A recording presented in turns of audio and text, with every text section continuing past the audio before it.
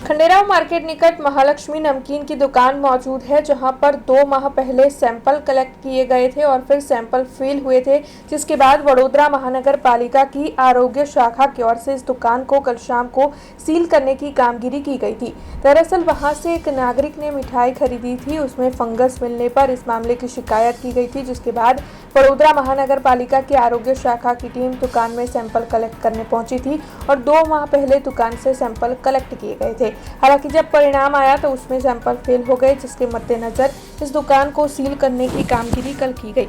हालांकि दुकान को सील किया गया होने के बावजूद भी दुकान में से मावे की बिक्री हो रही होने की जानकारी मिली, जिसके बाद जागरूक नागरिक की ओर से इस मामले की जानकारी वडोदरा महानगर पालिका तक पहुंचाई है और इस मामले में जल्द से जल्द संज्ञान लिया जाए, ऐसी मांग भी साझा की जा रही है।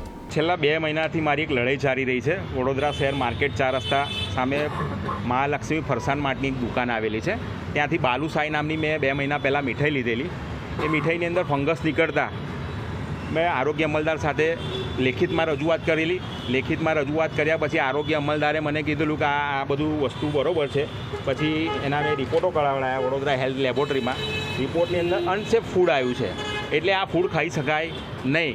અનસેફ ફૂડ આવ્યા પછી આરોગ્ય અમલદારે મને કીધું કે અમે અમુક જરૂરી જે ડોક્યુમેન્ટ્સ છે ઓનલાઈન માંગવાના છે, એ જરૂરી ડોક્યુમેન્ટ્સ એ ભાઈએ સબમિટ કરાયા નથી। એટલે આરોગ્ય અમલદારે ગઈકાલે બપોરે એનું સીલ મારવામાં આવ્યું છે અને મને આજે પાક્કી બાતમી મળી કે સવારથી અહીં ગાડી માવાનું વિતરણ ચાલુ રહ્યું છે અહીંથી।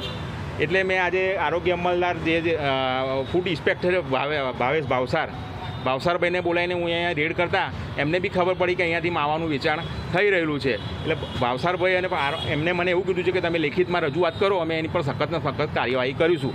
પણ મારું એવું કહેવું છે કે 3 મહિનાથી હું લડી રહ્યો છું, આ પાર્ટી કોઈને ગાંઠતો નથી। પછી વડોદરા શહેર મહાનગરપાલિકાની 500 મીટરની અંદર ઓફિસ આવેલી છે અને વડોદરા શહેરના નવા કમિશનર આવેલા છે। એ કમિશનરને મને એવું લાગી રહ્યું કે સિંગમગીરી કરે છે, તો તમે આરોગ્ય અમલદારને પણ વાત કરીને ગમે તેવા પગલાં ભરાતા હોય આની પર સખતમાં સખત કાર્યવાહી થઈ મારી વિનંતી છે। हमसे जुड़े रहने के लिए हमारे YouTube चैनल को सब्सक्राइब करें और नई वीडियो की नोटिफिकेशन के लिए बेल आइकॉन को दबाएं।